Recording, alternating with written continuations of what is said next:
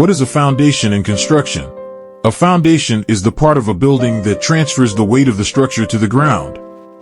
Its main purpose is to provide stability, ensuring that the building remains upright and secure over time. Why foundations are crucial?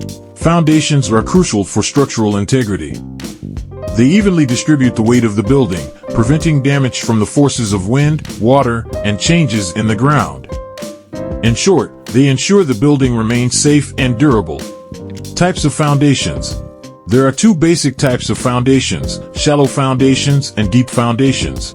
Shallow foundations are used for smaller structures like houses and rest closer to the surface. Deep foundations are used for larger, heavier buildings or when the soil near the surface is too weak. These extend far deeper into the ground to reach stronger soil or bedrock. Factors influencing foundation selection. Choosing the right foundation depends on several factors, including the type of soil, the weight of the building, and the local environment. Engineers carefully study these elements to make sure the foundation is strong and suitable for the project. I'm George, your favorite civil engineer, signing off. See you in the next video.